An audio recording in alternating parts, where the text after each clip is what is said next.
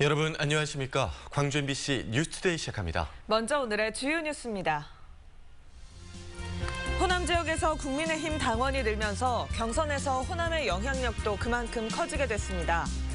국민의힘 경선 버스가 출발하면서 한층 뜨거워진 호남구의 속사정을 들여다봤습니다. 4차 대유행의 기세가 꺾이지 않는 가운데 지역 대학들의 2학기 개강이 시작되고 있습니다.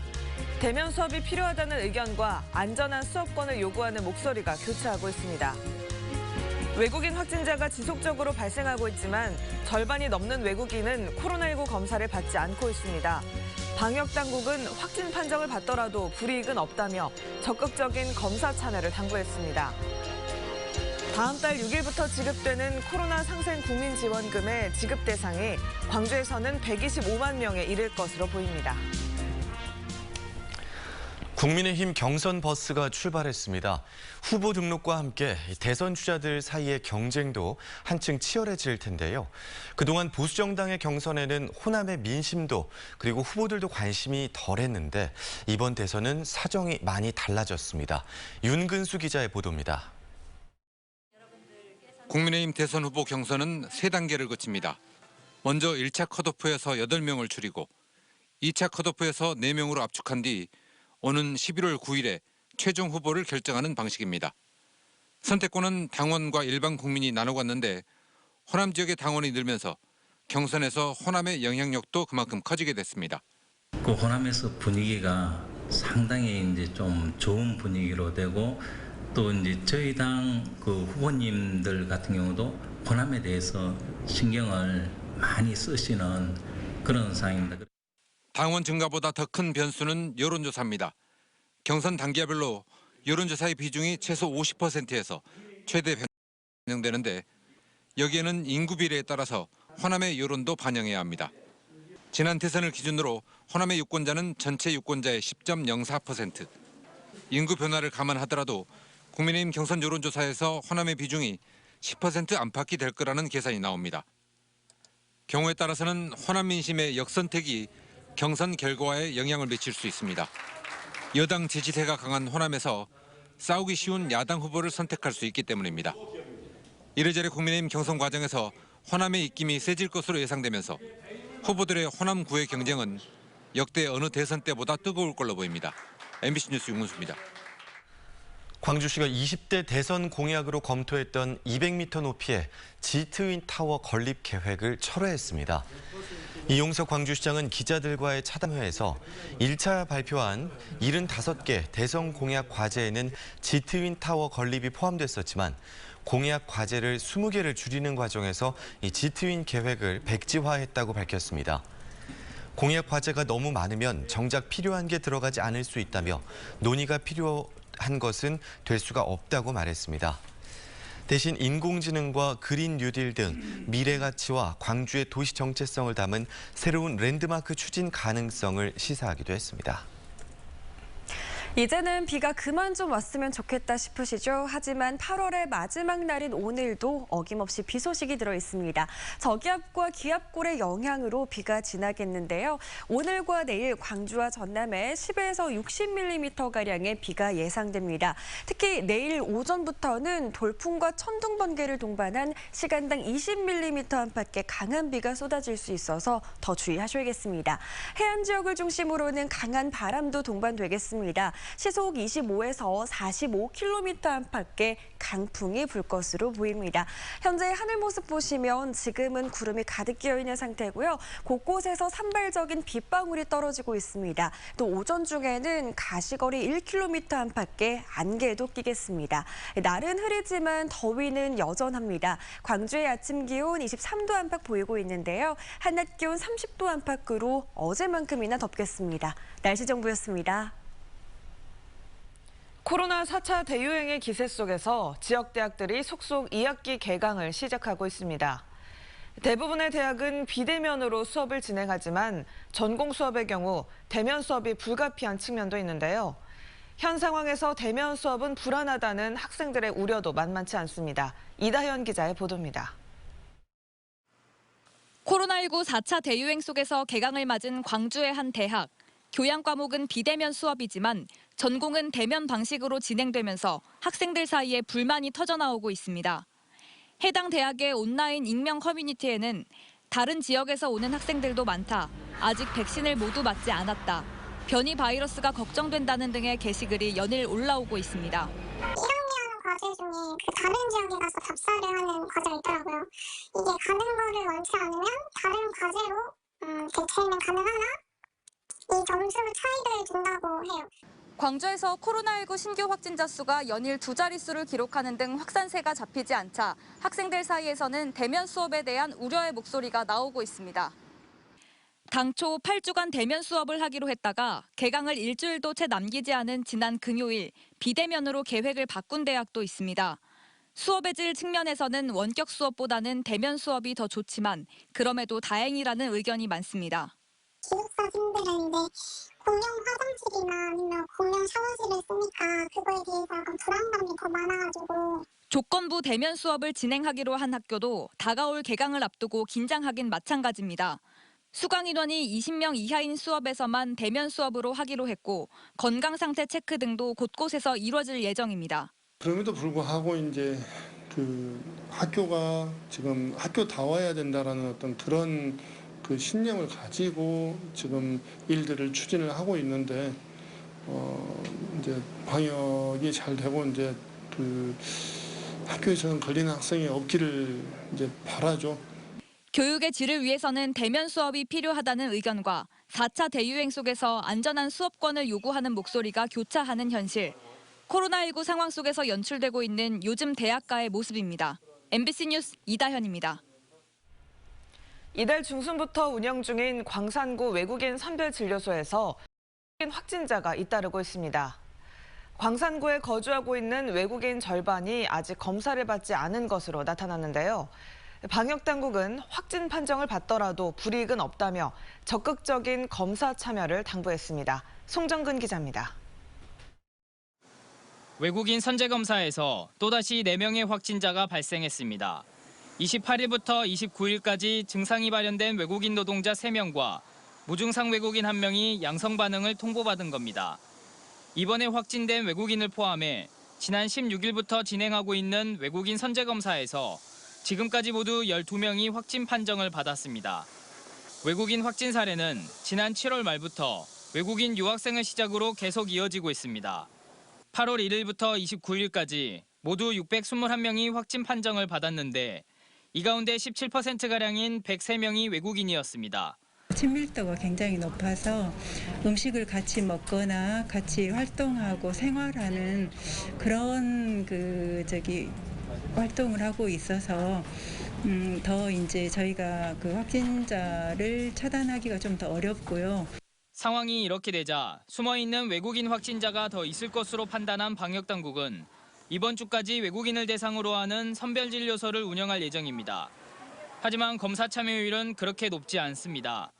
광주시에 등록돼 있는 외국인 2만여 명 가운데 55%가 광산구에 거주하고 있는데 이 가운데 절반가량만 선제검사를 받았습니다. 언어 소통의 어려움과 미등 외국인들이 선제검사를 꺼려하는 경향 때문에 검사율이 낮은 것으로 분석되고 있습니다.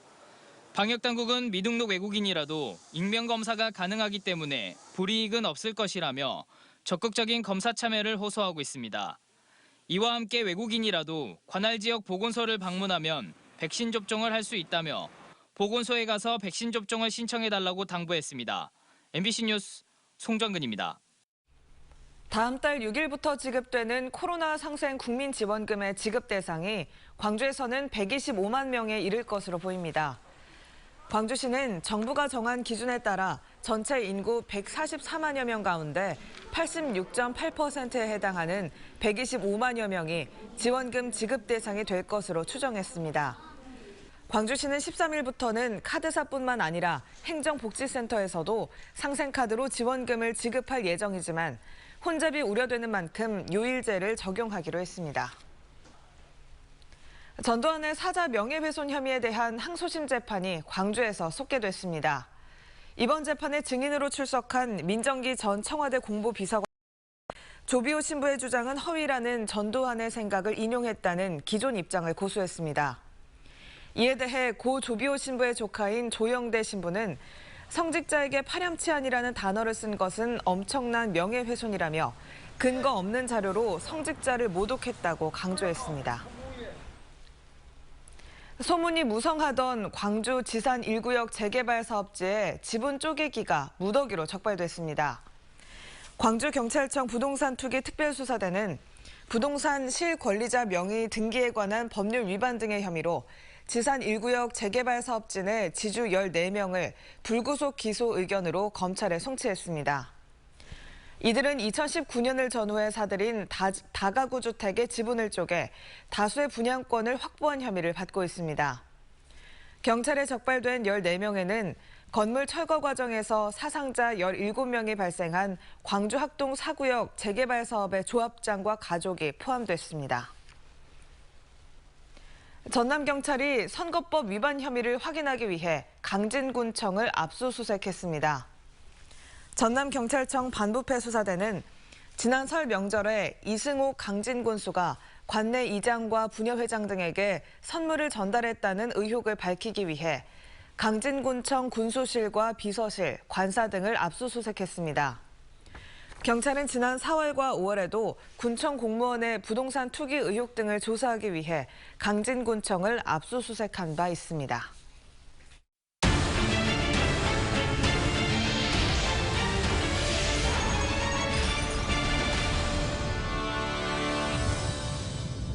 코로나19로 외지인의 발길이 뜸해진 신안 흑산도가 다시 관광객 맞이에 나섭니다.